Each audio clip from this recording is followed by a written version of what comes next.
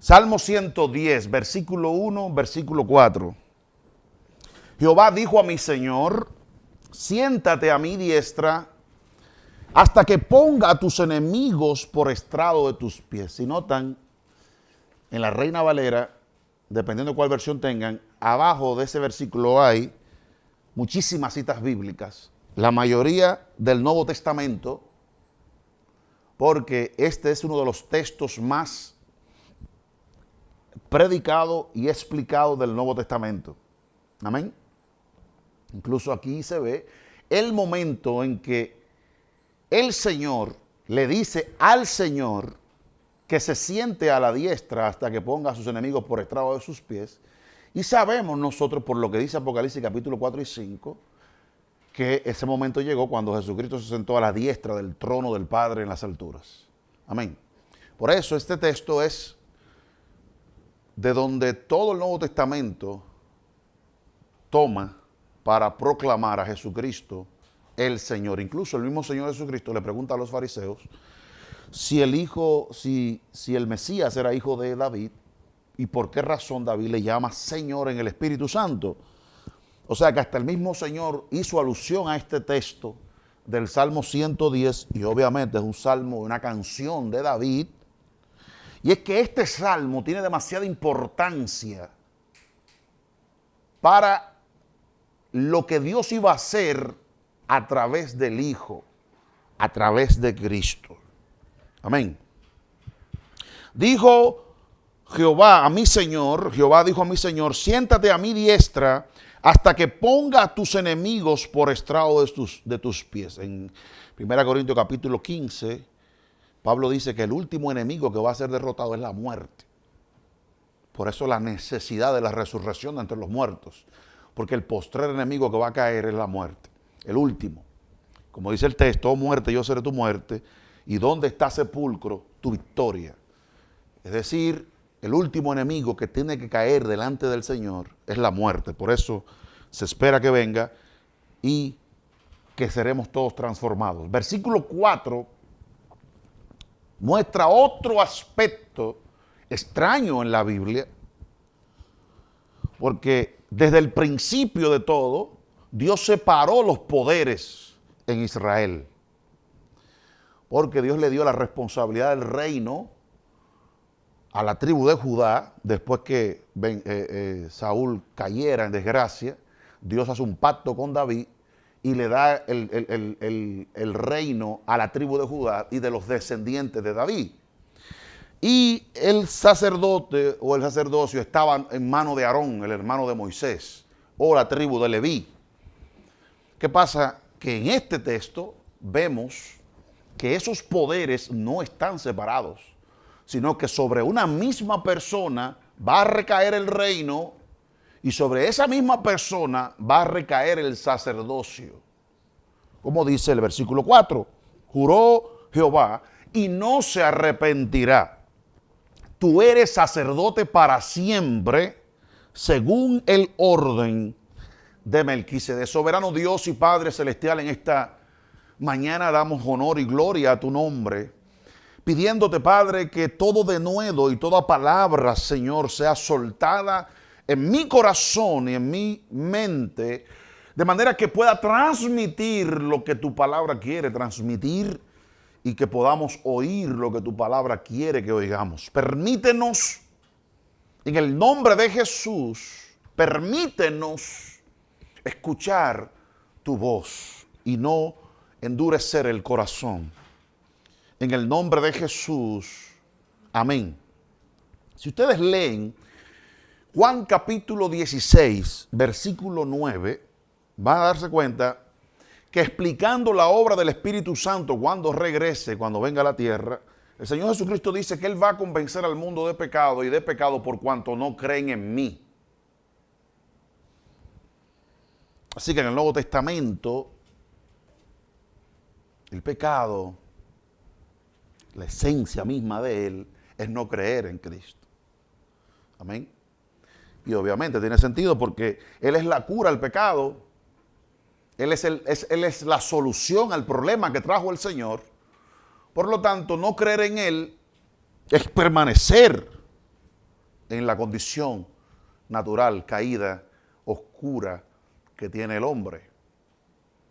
En el Nuevo Testamento el trabajo del Espíritu Santo es convencernos a nosotros de pecado, y el pecado es, y así lo cita porque en la iglesia es muy famoso entre los cristianos, los predicadores, los pastores, los maestros, los rabí, los apóstoles, decir que el Espíritu Santo convence de pecado. Pero se nos olvida que el mismo texto explica cuál es el pecado. Yo no estoy diciendo que el Espíritu Santo no convenza de pecado de cualquier quebrantamiento de uno de los 10 mandamientos. Yo no digo que no.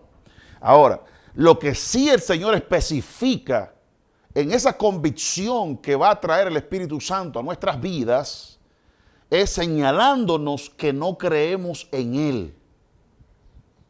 Lo cual es interesante porque cualquiera de los que estamos aquí puede pensar que no tiene pecados en esa dirección de incredulidad y duda en relación a la persona de Cristo, como para que el Espíritu Santo lo pueda señalar como pecador. Sin embargo, para yo saber si yo realmente creo en Cristo y estoy libre del único pecado que va a llevar a la gente al infierno, que es no creer, para yo saber eso, yo tengo que tomar todo lo que dice la Escritura acerca de Jesucristo, todo lo que dice la Escritura acerca de Jesucristo, todo lo que dice la Escritura acerca de Él, y ver si realmente yo estoy confiando, creyendo lo que dice la Biblia sobre Él. Porque el texto advierte que el pecado es por cuanto no creen en Él. Ahora, para yo saber si creo realmente en el Señor, no solamente es cuestión de yo decir con mi boca, confieso que Jesucristo es el Señor. No, porque eso no quiere decir que yo crea. Para yo creer, yo tengo que escuchar el mensaje del Evangelio. ¿Qué es lo que dice la Biblia sobre Jesucristo? ¿Quién es Él? Entonces te vas a dar cuenta que hay muchos escenarios que la Biblia le atribuye a Cristo, pero nosotros no se lo atribuimos a Él. Sabemos. Esta es la palabra de fe que predicamos, que si confiesas con tu boca que Jesucristo es el Señor y crees en tu corazón que Dios le levantó de los muertos, ¿qué? Serás salvo. Porque con la boca, con el corazón se cree para justicia y con la boca se confiesa para salvación. ¿No es así que dice el texto? Así que yo supongo que todos los que estamos aquí hoy y hemos confesado a Jesucristo como Señor y Salvador y hemos sido lavados, como decía la canción, por su sangre, hemos sido lavados por esa sangre, yo supongo que nosotros no tenemos problema en entender esta salvación tan grande, el alcance de ella, y que obviamente llega a nuestras vidas por gracia, por medio de la fe y la confesión y la aceptación de Jesucristo como el Señor de nuestras vidas. Amén. ¿Lo dije bien? ¿No lo dije bien? ¿Se entendió? Ok. Ahora, el problema es que lo que hizo que Cristo estuviera calificado para hacer eso era más lo que Él hacía antes de estar en la tierra. Amén, hermanos. Lo que hace, mire, no hay una criatura, o no hay un ser vivo, no hay una persona en toda la Biblia, desde Génesis a Apocalipsis, que pueda sentarse a la diestra del Padre. No hay. Porque eso implicaría rendirle tributo y honra y honor, y solo al Señor tu Dios adorarás y a Él solo servirás. Amén, hermanos. Ninguna creación puede estar ahí. No puede tener esa distinción y ese honor, porque el mismo hecho de decir que Él es el Hijo de Dios, tomaron piedra los judíos porque entendieron el mensaje. Amén. Y lo entendieron bien, porque ellos mismos, alegando que no eran hijos de fornicación, dicen, tenemos un Padre, el cual es Dios, ¿verdad? Y después dicen que son de Abraham, el papá de Abraham. ¿Y por qué terminan tomando piedra cuando el Señor dice que Él es hijo de Dios? Pues ellos mismos acaban de decir que ellos también son hijos de Dios. No. Lo que pasa es que ellos vieron a Dios como Padre, como el ser que los creó como nación. Amén. Como alguien dice, el Padre de la música. Entonces, porque fue de los primeros que lo hicieron. Entonces ellos ven a Dios, pero eso no es lo que el Señor Jesucristo está diciendo. Él no está diciendo que a mí me hizo Dios, porque obviamente Dios nos creó a todos. Eso no es lo que él está diciendo. Ni está diciendo que el origen y la voluntad de la nación de Israel como nación es porque es la voluntad de Dios. Por eso ellos dicen, Él es mi Padre. Pero eso no es lo que Jesucristo está diciendo. Lo que Jesucristo está diciendo es, siendo humano, como dicen ellos, hiciste que Dios sea tu propio Padre. Lo cual, por extensión, lo hace a Él digno y merecedor de las atribuciones que tiene el Padre. Por eso fue que tomaron piedras. Porque ellos entendieron lo que Él quiso decir. Y para yo saber realmente si yo caigo en el pecado de la incredulidad, yo necesito ver todas las imágenes que la Biblia me presenta acerca de Cristo. Y de verdad revisar mi corazón, como dice el apóstol Pablo en 2 Corintios capítulo 13, a ver si yo estoy en la fe. Porque hay un mensaje que la Biblia está diciendo contundentemente acerca de la persona de Cristo y nosotros maliciosamente pensamos que tenemos opción en ese menú y que podemos escoger lo que me gusta y lo que no me gusta. No es así. Para usted ser excluido del pecado de no creer en Él, usted tiene que creer en la totalidad de lo que la Biblia dice acerca de Él. Y en este Salmo 110, aquí habla de dos ministerios que normalmente estaban separados. Incluso se puede darse cuenta que están los tres ministerios aquí del Antiguo Testamento que estaban separados: el profeta, el sacerdote y el rey. Esas tres funciones estaban totalmente separadas. Incluso Dios mismo las separó y no las quería unidas hasta que llegara la persona que iba a tener los 7 cuernos, los 7 ojos, el Cordero, hablando de todo el poder, de toda la unción del Espíritu Santo sobre esa misma persona. Recuérdense que en los tres, en el rey, en el profeta y en el sacerdote, descendía el Espíritu Santo, pero no permanecía sobre ellos. Cuando llega la persona de Cristo, se posa y permanece en el río Jordán, porque Él es la persona. Amén. Él es la persona a través de la cual los antiguos recibían el Espíritu Santo. Pero también los antiguos recibían ministerios proféticos, ministerios sacerdotales y ministerios de rey, del reino, lo recibían por medio de Él. Porque Él es el dador de esas cosas.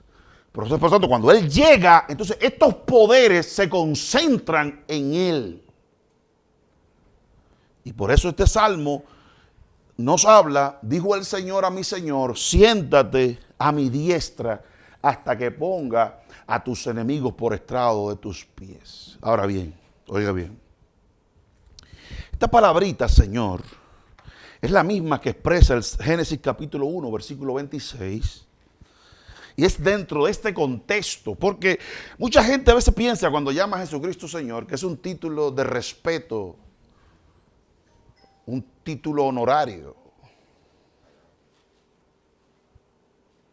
Esto no es un doctorado de honoris causa que le dieron a una gente. No. Es que Él es el Señor. Y eso es lo que la Biblia quiere dar a entender. Cuando Dios crea al hombre, Génesis 1:26 dice, ¿qué dice? Hagamos al hombre. ¿Sabe lo que quiere decir eso, verdad? En términos prácticos sobre nosotros, es que nosotros vamos a parecernos al Señor. Vamos a hacer la imagen, vamos a hacer la semejanza, vamos a parecer a Él. Amén. Pero al mismo tiempo está diciéndote a ti que en lo adelante, Cristo es la imagen de Dios. O sea, cuando Adán y Eva está siendo creado, está pensado para que en lo adelante el Hijo de Dios tome este concepto de lo que es el hombre, imagen y semejanza de Dios, y luego Él se encarna. Por eso dice el texto que en Él habita corporalmente toda la plenitud de la deidad, dice el libro de Colosenses. Cuando Él se hace hombre, entonces ahora vemos visiblemente la imagen de Dios mostrada por un ser humano. Adán al principio, antes de la caída, sí mostraba esas características, pero Cristo aún más, porque Él es Dios. Amén, hermanos. Entonces dice el versículo 26, conforme a nuestra semejanza, y miren ahí la palabra. Esta palabra señorear es la misma palabra. Y cuando digo la misma palabra, no estoy diciendo que en hebreo sea la misma. Lo que te quiero decir que teológicamente hablando, doctrinalmente hablando, cuando dice que Jesucristo es el Señor, se refiere a esta potestad y autoridad que recibió Adán, que también perdió Adán, pero que nuevamente un hijo de los hombres va a retomar esa posición de autoridad que tenía Adán. Y esa persona es Cristo. Cuando yo digo que Jesucristo es el Señor, yo no estoy dando un trato de respeto y de honra y de gloria. Eso no es lo que yo estoy diciendo. Lo que yo estoy diciendo es que sobre Él recayó no solo el pecado de Adán, sino también la autoridad de Adán. Lo que Adán perdió, Él lo recuperó. Por eso Él es el Señor. Por eso Él es el Señor. Las palabras Señor en las Escrituras tienen más implicaciones políticas que espirituales.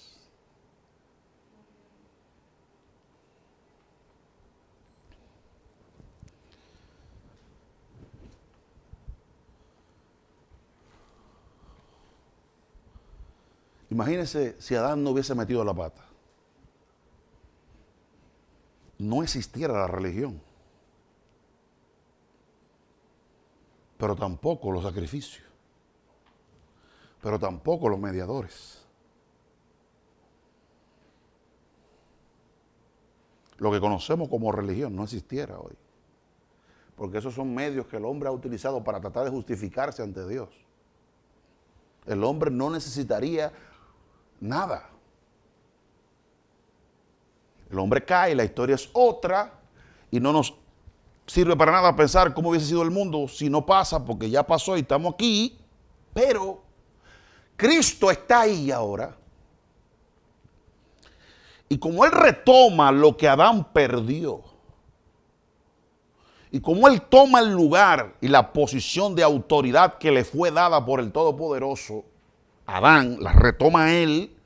Por eso es que en Cristo Él es suficiente. Y no hay necesidad de religión, ni de ritos, ni de cuentos, ni de cosas, porque Él es suficiente. Amén, hermanos. Entonces Él tiene una posición de gobierno, de autoridad, de señorío. Pero este señorío va saltando de generación en generación, de persona a persona y de tribu en tribu, hasta que cae sobre David, a quien Dios le prometió que de su descendencia vendría uno que se sentaría en el trono y lo haría para siempre.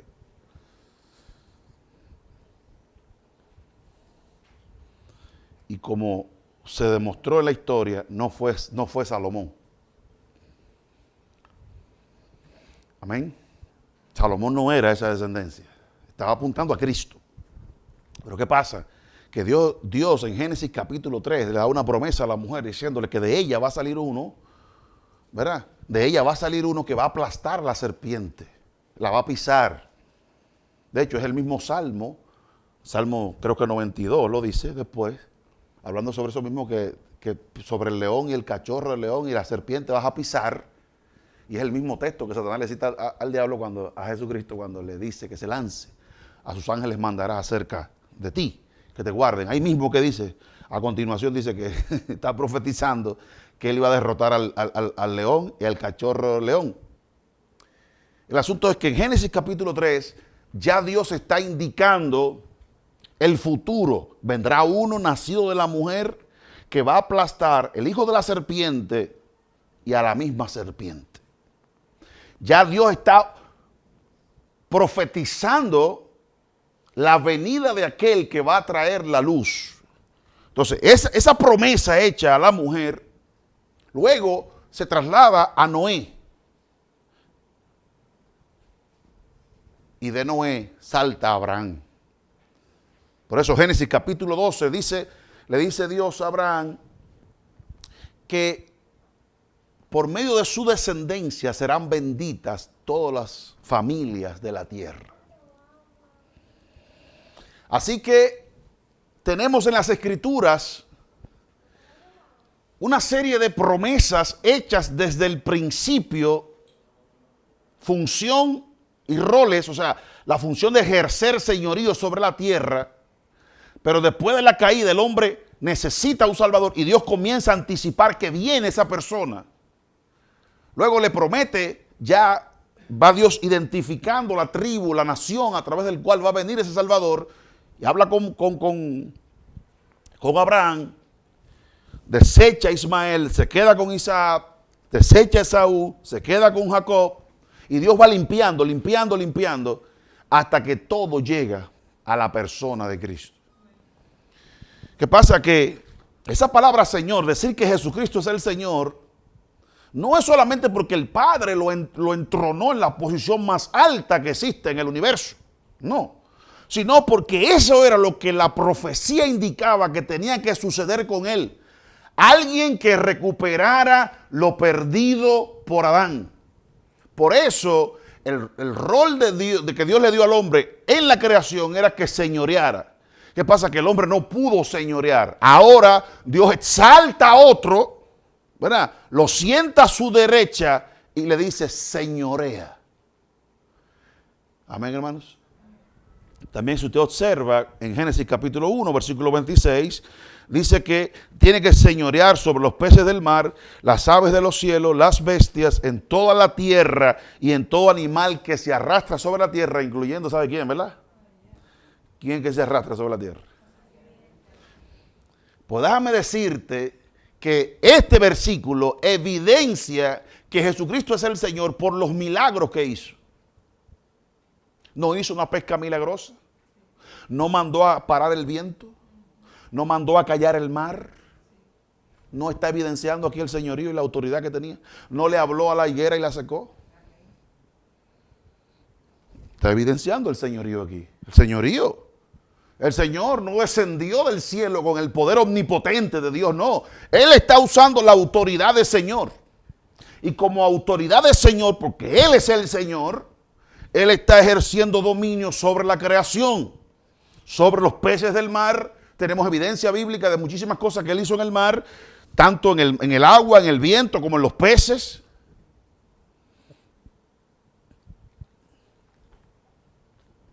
Dicen los que estaban ahí siempre, dicen, ¿qué poderes que tiene este hombre que le habla a los demonios y se van? Él demostró ser la persona que tiene autoridad para hablarle a la creación y la creación le responde a lo que Él habla, porque Él es el Señor. Y cuando la Biblia en el Nuevo Testamento dice que Jesucristo es el Señor, lo que está diciendo es que Él tomó esta autoridad, esta posición, Él tomó este nombre y sobre Él reposa la autoridad ahora. Él es el Señor. Y todos los gobiernos de la tierra, lo admitan o no, le deben obediencia y sujeción a Él. Porque Él es el único digno. ¿De qué es que es digno? Dice Apocalipsis. ¿De qué es que Él es digno? ¿O un ángel poderoso? No de alabanza que Él es digno, no. Llamó a alguien a ver si había el digno en el cielo, en la tierra y debajo de la tierra, de tomar el libro que estaba a la diestra del Padre. Y no se encontró a nadie digno de ¿qué? De reinar, de gobernar. No hay nadie digno. Por eso los presidentes nuestros son indignos. Están ahí hasta que el Señor venga. Y lo puso el Señor hasta que Él venga. A veces lo pone por misericordia para un pueblo y a veces lo pone como juicio para un pueblo, ¿verdad? pero sí es una autoridad que le fue dada de arriba, dice la Escritura. Porque quien pone reyes y quita reyes es el Señor Jesucristo, Rey de reyes y Señor de señores. Y esto es muy importante porque aquí, en la iglesia, cuando venimos y adoramos y exaltamos y glorificamos el nombre del Señor, ese lado de lo que dice las Escrituras acerca de la persona de Cristo, nosotros lo dejamos de lado. Ciertamente no hay otro nombre dado a los hombres bajo el cielo en que podamos ser salvos, solo Jesucristo. Eso estamos claros. No hay salvación, ni vida eterna, ni camino, ni vida, ni verdad. Sin Cristo Él es el camino, la verdad y la vida, y nadie va al Padre sino a través de Él. Eso está claro. El problema es que la Biblia no solo te presenta a Jesucristo como una persona a través de la cual Dios te va a salvar, sino que la Biblia pone sobre Cristo más funciones sobre el universo, sobre las naciones, porque Él es el Señor de las naciones.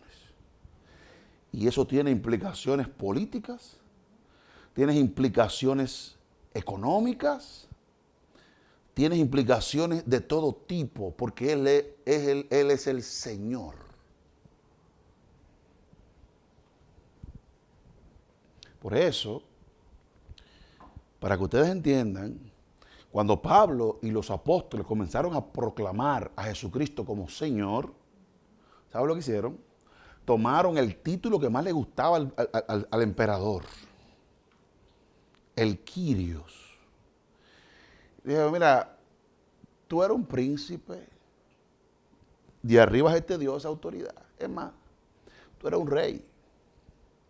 Pero nuestro emperador, nuestro salvador,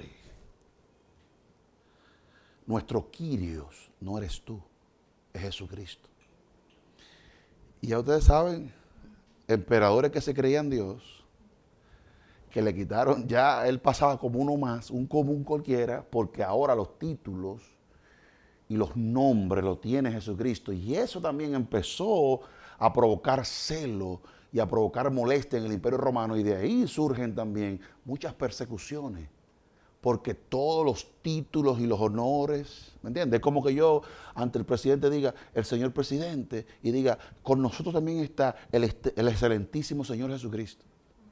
Entonces son títulos que se le atribuyen a Él. Él no es ni excelente ni nada de esa vaina. El presidente no es eso.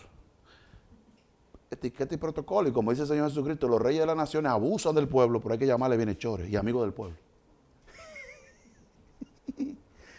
Hace 2000 años eso era así, ¿verdad? El asunto es, y alguien me puede decir, no hermano, porque eso es protocolo, eso es. El problema es que Él no es eso, pero Cristo sí lo es. Ahora imagínate tú cómo tú tienes que hablar de Él. Porque a este le dicen lo que él le dicen, es por la función. El problema es que él es digno, el único digno, de tomar el rollo y sentarse a la diestra del Padre y gobernar las naciones. Esa es la razón por la que la Biblia dice que él tiene una vara de hierro. ¿Lo han leído? Y va a quebrantar las naciones. Porque la va a sujetar. Y será una dictadura justa. Porque el Señor no viene Él no va a ser elegido por votación como en Venezuela hoy. No. Él no va a ser elegido por las urnas. Su poder radica en que Dios lo ha puesto como rey y como Señor. En eso radica su poder. Salmo 2. Otro salmo que indica la profecía, Salmo 2, ¿qué dice? ¿Por qué se amotinan las gentes? Y los pueblos piensan cosas vanas. Mire cuál es la vanidad que están pensando. Se levantarán los reyes de la tierra y príncipes consultarán unidos. Harán una unión europea. Harán una unión, una juntiña. Una agenda, todos es para quitarse el yugo de encima. Se levantarán los reyes de la tierra y príncipes consultarán unidos contra Jehová y contra ¿qué? Contra el Mesías. Diciendo, ¿qué es lo que van a decir? Rompamos sus ligaduras y echemos de nosotros sus cuerdas. El que mora en los cielos se reirá. El Señor se burlará de ellos. Luego hablará en ellos en su furor y los turbará con su ira. Porque dice el Señor, pero yo he puesto mi rey sobre Sión, mi santo monte. Y esta profecía no se ha cumplido todavía. Y por eso es que se dice que todas las naciones gentiles se van a reunir ya al final contra Israel y se van a poner en orden de batalla todas las naciones contra Israel. Y en ese instante la Biblia dice que llegará el Rey de Reyes y el Señor de Señores a pelear por su pueblo. Por eso que dice eso ahí. O lo dice también Apocalipsis ya cuando dice, y la serpiente va a ser soltada y va a salir a engañar a todas las naciones y vendrán todos a pelear contra Jerusalén y contra el rey. Y ahí va a ser la batalla, el famoso Armagedón. ¿Lo han leído ustedes? Yo creo que mucha gente leyó eso aquí antes de entender que la salvación no se pierde. Ya tú sabes. El que mora en los cielos se reirá, el Señor se burlará de ellos y luego hablará a ellos en su furor y los turbará con su ira. Pero yo he puesto mi rey sobre Sión, mi santo monte. Yo publicaré el decreto que Jehová me ha dicho. El mismo Jehová que le dijo que se siente a la diestra, es esa misma persona que ahora le está diciendo, mi hijo eres tú, yo te engendré hoy. Pídeme y qué. Ay, pero los cristianos evangélicos hemos pensado esto. En ir por todas las naciones a proclamar el evangelio y así que el creyente lo ve. Como la proclamación y la predicación del evangelio. Pero en realidad, lo que está hablando aquí es de un gobierno mundial. Lo que está hablando aquí es de un gobierno mundial de que la sede va a estar en Jerusalén. Eso es lo que está diciendo el texto. Y eso es lo que significa que Jesucristo es el Señor. Y el Padre le dice, pídeme y te voy a dar por herencia a las naciones. ¿Por qué? Porque como dice el Salmo 50, mío es el mundo, dice el Padre, mía es su plenitud y todo lo que en él hay. Y como dice Juan 17, tuyos eran y me los diste. Amén. El mundo le pertenece al Creador y el Creador otorga su gobierno, su autoridad sobre quien Él quiere. Y Él se la otorgó a Adán, Adán la perdió. Nuevamente Dios busca un ungido, busca una persona apartada, consagrada consagrada a eso, y sobre él pone su poder, su mano, su gracia, y le da autoridad para que gobierne todas las naciones. Y no solamente para que lo gobierne, sino que todo gobierno que no se alinee con él es el anticristo. ¿Qué es lo que significa anticristo? Opuesto. El que usurpa. Por eso llega primero tratando de tomar el control del reino del que viene. Por eso le hace resistencia, le hace frente, porque Él es el que gobierna.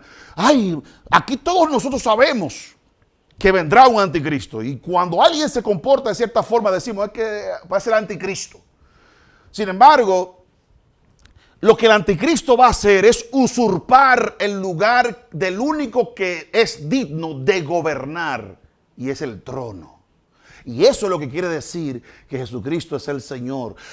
Los juicios del Apocalipsis, todo lo que usted ve, la copa de la ira, las trompetas, todos son juicios de Dios sobre el reino del usurpador. Todas las plagas que el Apocalipsis menciona, todos los juicios de Dios, todos están única y exclusivamente destinados a los que adoran a la bestia y a su imagen. No lo dice la Biblia. Y a los que tienen la marca puesta. Porque Él es un usurpador, Él no le corresponde gobernar.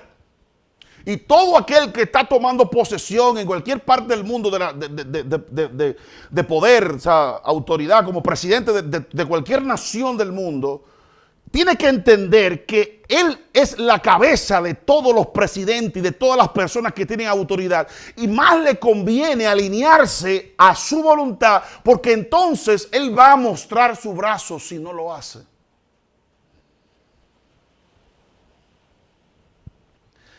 Pero el hecho de que la Biblia diga que Jesucristo es el Señor es porque Él es el único merecedor de gobernar políticamente todas las naciones.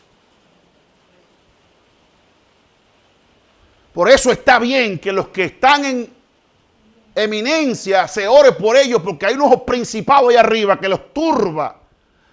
Y se les olvida a quién le deben la autoridad.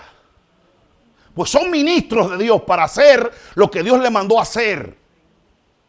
Se les olvida, allá arriba se les olvida que quien es el Señor es Jesucristo. Amén, hermanos.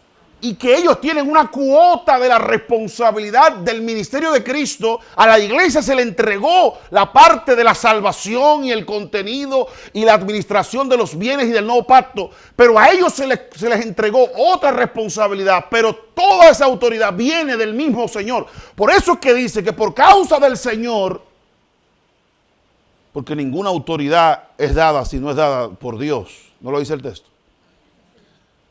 Porque es que Él es el Señor. Y nadie aquí abajo tiene un pedacito de lo que sea, de tierra, de lo que sea. Nadie lo tiene si de arriba no viene la autorización. Porque Él es el Señor, Él es la autoridad.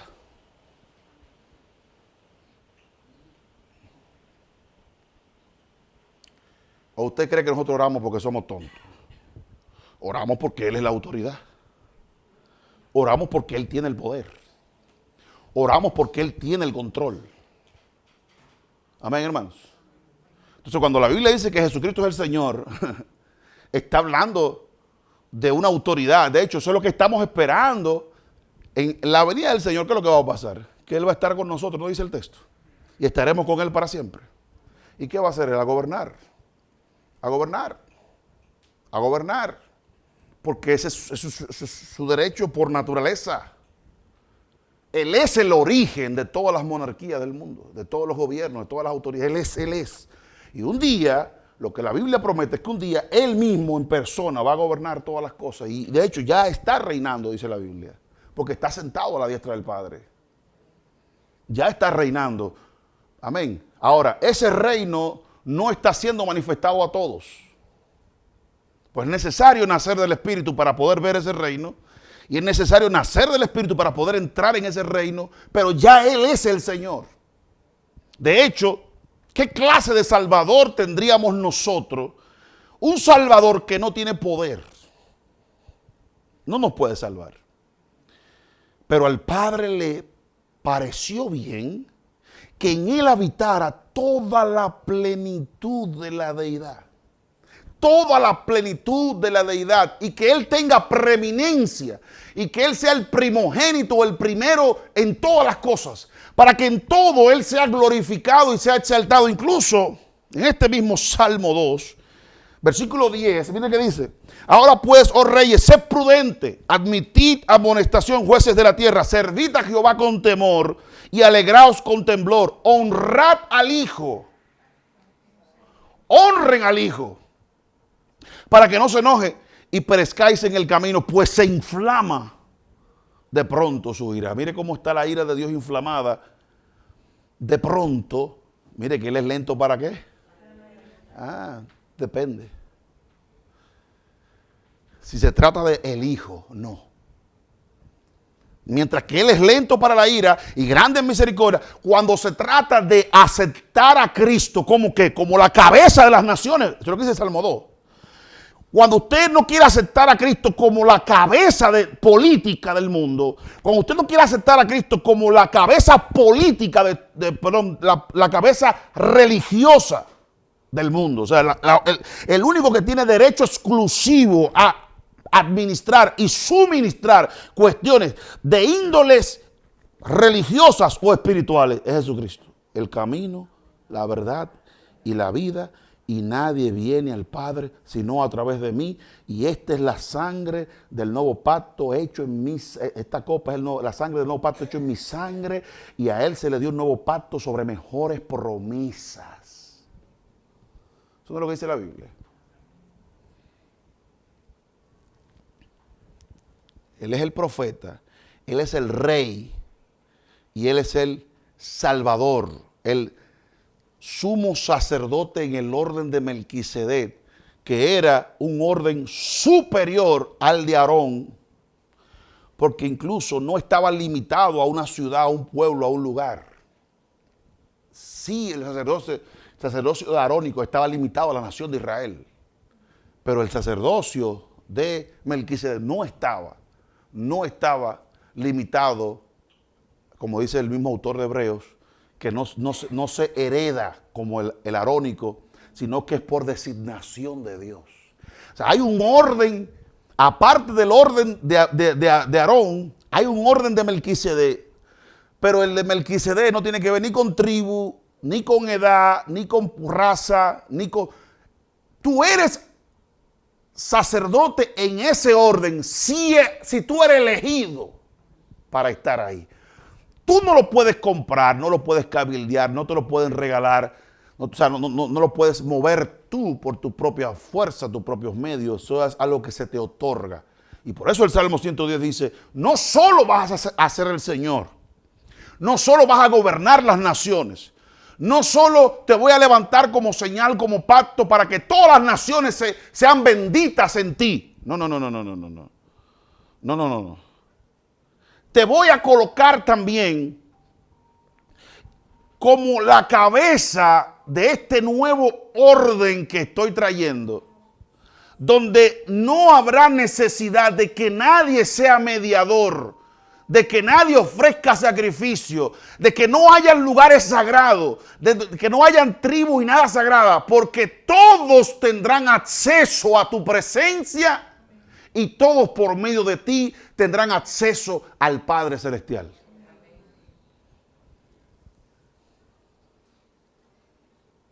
Pero no solo Él es el sacerdote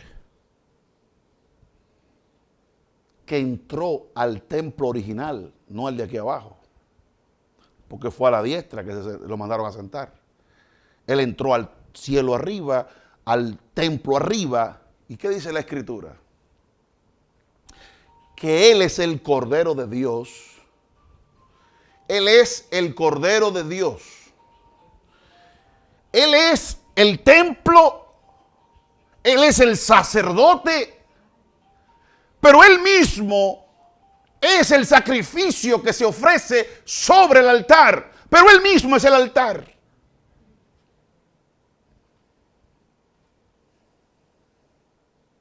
Él es el templo. Él es el sacerdote, Él es el altar, Él es el lugar santísimo porque nos abrió un camino a través del velo, o sea, su cuerpo. Él es el Cordero.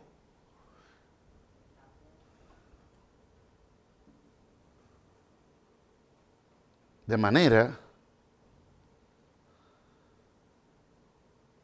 que tú no necesitas nada fuera de Él. Porque Él es tu sacerdote. Él es el sacrificio que se entregó por ti. Él es la persona que también volvió a la vida, que también está sentado a la diestra del Padre intercediendo por ti. Por eso tú no necesitas más nada. Fíjense que en todo esto, la mayoría de las cosas que la Biblia dice, incluyendo congregarse y orar unos por los otros, es por la debilidad de nosotros, es por la incredulidad de nosotros.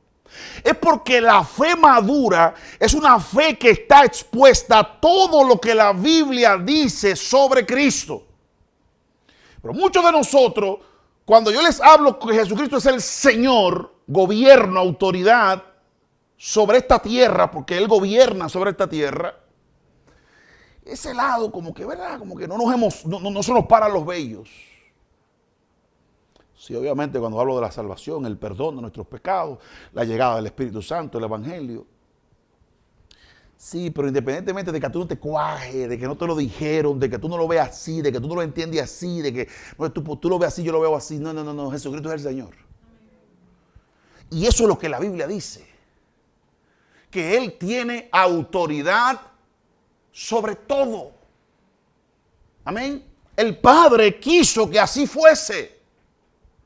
Y a Él le otorgó todo reino. Y por eso Él posee la llave de David, o la promesa hecha a Dios, que Dios le hizo a David, de que iba a gobernar un descendiente de Él. Pues Él tiene, como dice, yo tengo la autoridad de David, la llave de David. Yo abro y nadie ¿qué? Pero David, ¿qué era? Sacerdote. David, ¿qué era? Un profeta. David, ¿qué era? Un rey. Él tiene la autoridad. Cuando la Biblia dice que por nada estéis afanosos, sino que sean conocidas tus peticiones, es porque la Biblia asume que tu Señor, que tiene cuidado de ti, es poderoso, está gobernando. Y entonces, ¿por qué tú tienes que estar preocupado? Por en ese contexto, tú quitas del medio que Él tiene la autoridad, que Él es el Señor, que Él es el que está a tu favor. Tú quitas eso del medio y la oración no tiene sentido.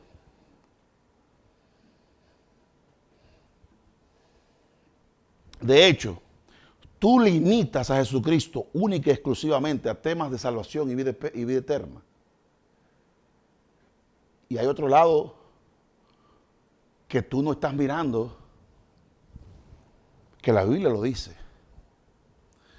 que por Él y por medio de Él y en Él y para Él fueron hechas todas las cosas, y nada de lo que ha sido hecho sin Él fue hecho. Amén, hermanos. O sea, no solamente Él es el rey, el sacerdote, el cordero, el templo, el profeta, como dice la samaritana. ¿Tú eres el profeta? No, no solo eso, sino que antes de que Él se encarnara, como dice Juan capítulo 1, versículo 1, Él estaba frente a Dios, habitando en su presencia y en una comunión plena entre ambos. Y Él se despojó a sí mismo y desciende en forma de hombre, dice Pablo, y no se aferró el ser igual a Dios como algo a que aferrarse, valga la redundancia, sino que se despoja, toma cuerpo, Juan 1:14, y habita entre nosotros y vimos su gloria, gloria como la del unigénito del Padre, lleno de gracia y de verdad. No solo es el rey, el sacerdote, el profeta, el cordero, el templo, la verdad, el camino exclusivo al Padre. No solo Él es eso, sino que desde antes de la creación estaba creando junto con el Padre. Estaba creando. Y es el heredero, porque fue todo fue hecho para Él. Por eso cuando Cristo dice, yo soy el Hijo de Dios, y Él dice, ¿a ustedes les ofende lo que le estoy diciendo? ¿Qué pasaría si ustedes me ven a donde yo estaba primero antes de venir a la tierra? ¿O acaso no oró el Señor Jesucristo en Juan 17 diciendo, Padre, vuélveme a la gloria que yo tenía contigo antes de que el mundo fuese?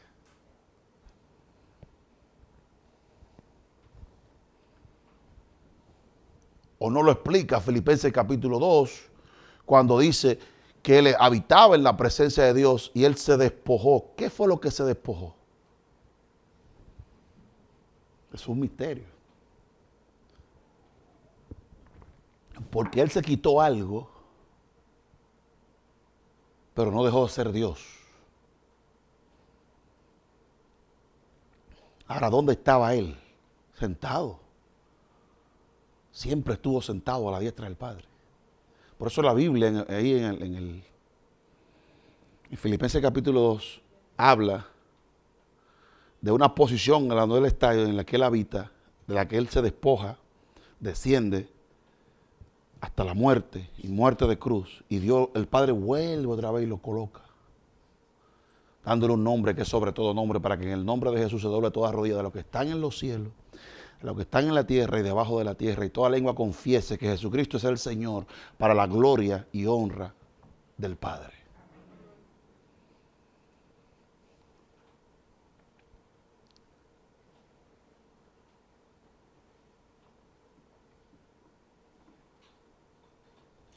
¿qué diremos a eso?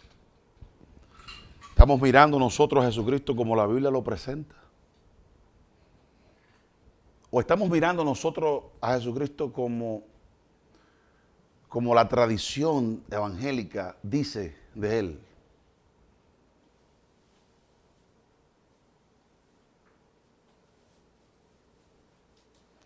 Termino con esto diciendo, claramente las Escrituras dicen lo siguiente, que toda palabra de Dios es inspirada, ¿verdad? Y útil, dice el 17, a fin de que todo el hombre de Dios sea preparado para toda buena obra. O sea, el objetivo de esta palabra escrita es que a nosotros no nos falte nada, en ninguna dirección, que tengamos las herramientas, el conocimiento, ¿verdad? ¿Verdad? Pues sucede que nosotros, cuando se trata de la salvación, tenemos el manual, la Biblia. Amén. Cuando se trata de negocio, tenemos otro libro. Cuando se trata de la familia, tenemos otro libro. Tenemos diferentes manuales.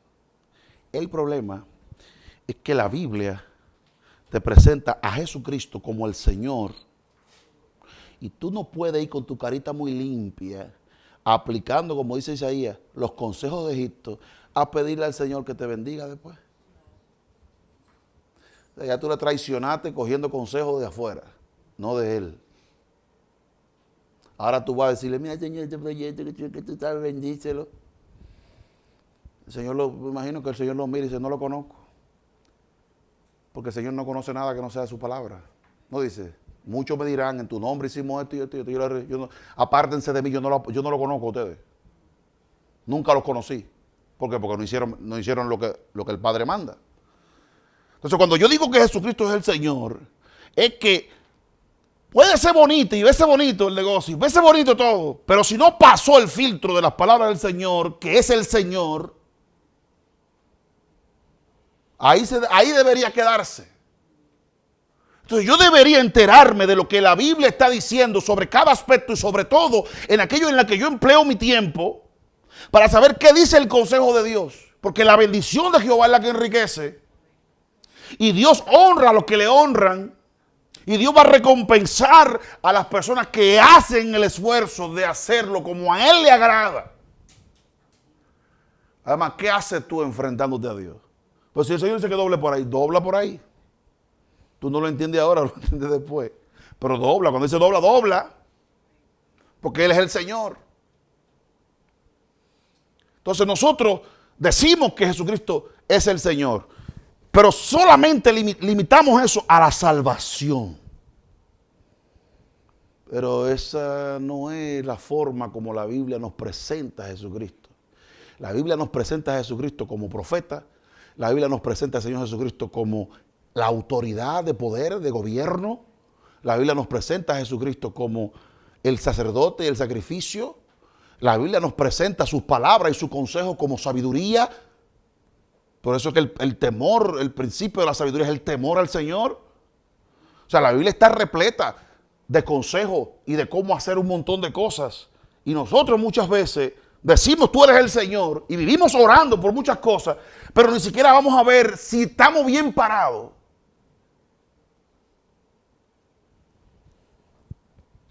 Si lo estamos haciendo bien, ¿verdad? Como dice la Escritura, al que ordenare sus caminos, le mostraré mi salvación. El que ordenare sus caminos, o sea, cada tema de nuestra vida, si lo ordenamos, el Señor nos va a mostrar, en cada uno de ellos va a mostrar que es su salvación, su mano obrando.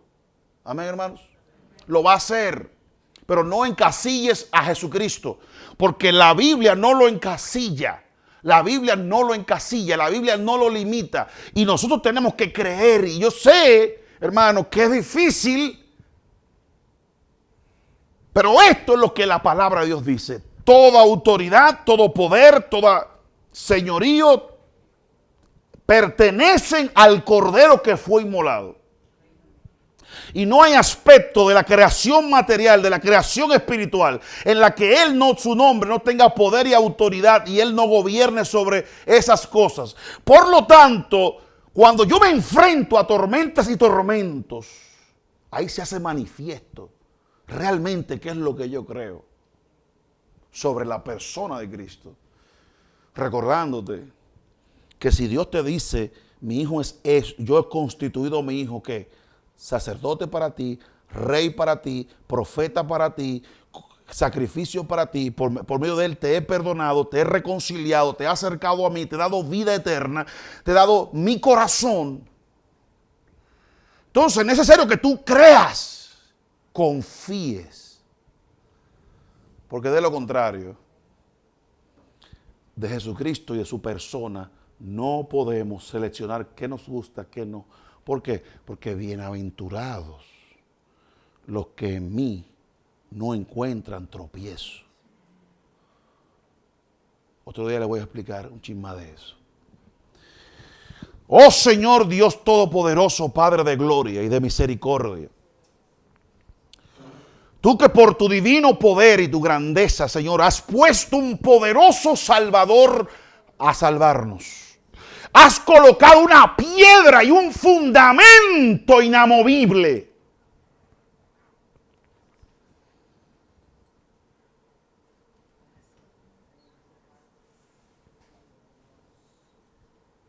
Nos diste un nombre que es sobre todo nombre, y en el nombre de Jesucristo hasta los demonios se sujetan y huyen, porque en su nombre hay poder. Y a este tú has levantado, Señor, conforme a todas las profecías que antes se hicieron acerca de su persona. Porque no hay una persona más grande, ni más importante, ni más alta, ni más sublime, ni más gloriosa que la persona del nombre de Jesucristo. Pues tú, soberano Dios, eres a través de Él, y nosotros a través de Él somos para contigo. Y sin Él y lejos de Él, nada podemos hacer, Señor. Junto a Él, cerca de Él, permaneciendo en Él, en sus palabras, Señor, obtenemos la savia que corre por la vid verdadera y nos enriquece. Y fructificamos, y somos limpiados, y multiplicados los frutos y los resultados producto de su poder.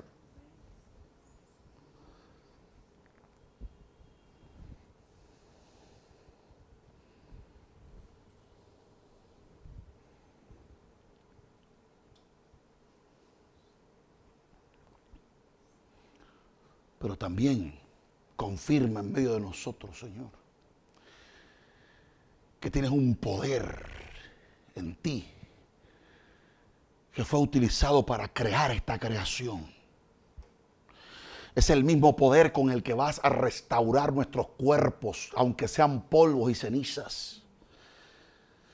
Es el poder con los que viven, serán transformados en tu venida, Señor, porque tú tienes poder sobre toda la creación. Y no hay lugar donde las almas de los creyentes puedan ser escondidas, Señor. De allá tendrán que salir, porque las puertas del Hades no tendrán resistencia al poder de la iglesia. Por causa del que la comanda, por causa del que la señorea, por causa de aquel que dio su vida por ella.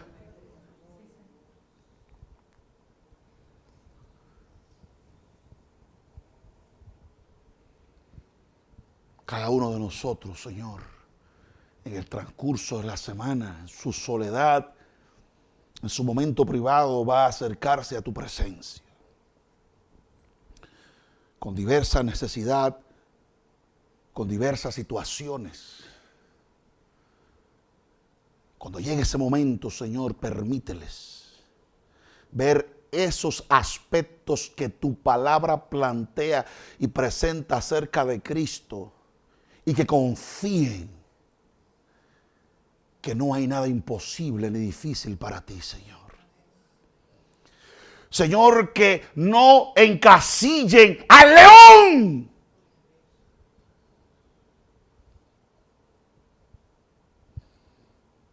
Sino que en su mente puedan soltar tu palabra y correr, y en su mente y en su espíritu puedan entender que no hay límites, que este cordero fue inmolado pero que ha resucitado y no hay obstáculos, pues el enemigo más grande que tiene el hombre, que es el pecado, fue vencido en la cruz, y el otro enemigo más poderoso en la muerte y fue derrotado al tercer día.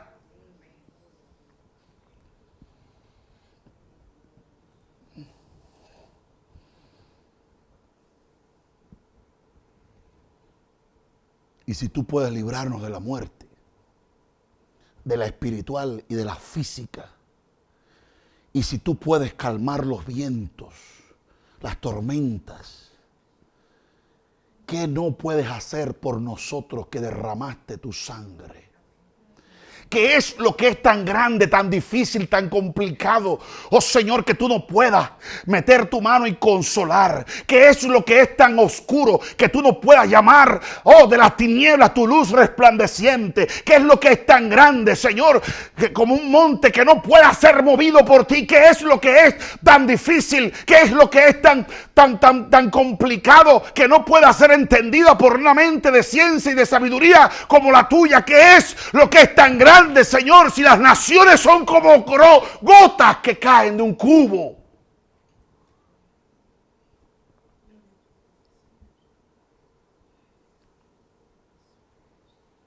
Danos la capacidad, Señor. Así como el pueblo de Israel llevaba el arca a todo lugar, así nosotros llevemos tu presencia a nuestros problemas, a nuestra realidad, Señor. Oh Señor, y que el mismo arca viviente, oh Señor, el arca del pacto, el Señor del pacto, así como entraba, Señor, y se inclinaban ante él los dioses paganos, así, Señor, se inclinen en nuestras vidas, Señor. Toda oposición y resistencia se incline ante la autoridad del arca del nombre de Jesucristo en nuestras vidas, Señor.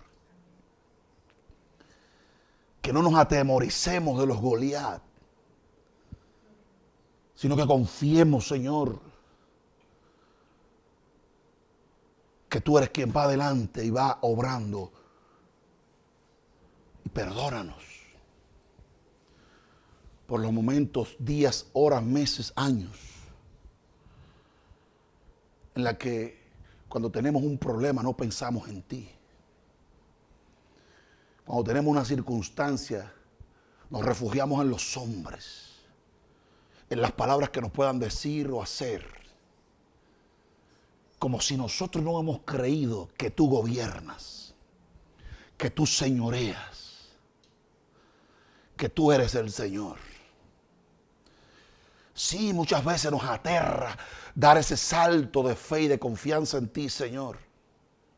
Pero también danos la sabiduría para entender que muchas veces estamos haciendo esos saltos confiando en palabra de hombres. Que lo hagamos confiando en ti, Señor. Porque tú has sido puesto para nosotros como Señor, como sacerdote, como profeta, como cordero, como todo lo que necesitamos, Señor. Por eso, al beber tu agua jamás da sed, y al comer tu comida jamás da hambre, porque fuera de esas cosas, Señor, de lo que tú has hecho, no se necesita nada más. Muchas gracias, Señor, en el nombre de Jesús. Saluda a su hermano, Dios le bendiga. Nos vemos el domingo que viene, Santa Cena. Nuevamente felicidades a los padres. Que el Señor les bendiga grandemente.